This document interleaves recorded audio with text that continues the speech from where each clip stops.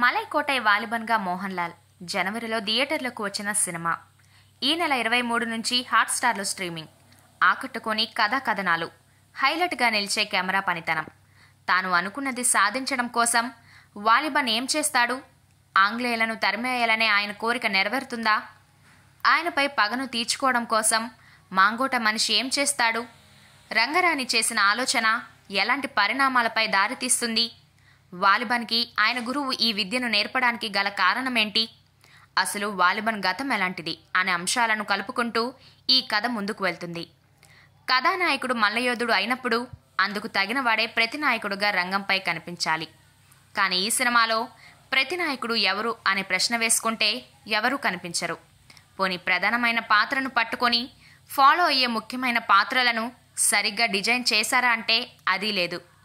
మల్లయోధుడుగా మోహన్ లాల్కి ఆయన వయస్సుకు మించిన ఫైట్స్ను డిజైన్ చేయడం కూడా కరెక్టుగా అనిపించదు. ఈ సినిమా మొత్తానికి హైలైట్ అనేది ఏదైనా ఉందా అంటే అది ఫోటోగ్రఫీ. ఎంచుకున్న లొకేషన్స్ను ఆయన తెరపై ఆవిష్కరించిన తీరు గొప్పగా అనిపిస్తుంది. ఆయన లైటింగ్ చేసిన తీరుకు హ్యాట్స్ ఆఫ్ చెప్పాలనిపిస్తుంది.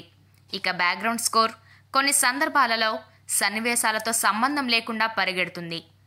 ఎడిటింగ్ విషయానికి వస్తే ప్రతి సన్నివేశంలోనూ సాగదీయడం కనిపిస్తూనే ఉంటుంది. సీక్వెల్ ఉందని చివర్లో చెప్పినప్పుడు కానీ మనకి అసలు విషయం అర్థం కాదు.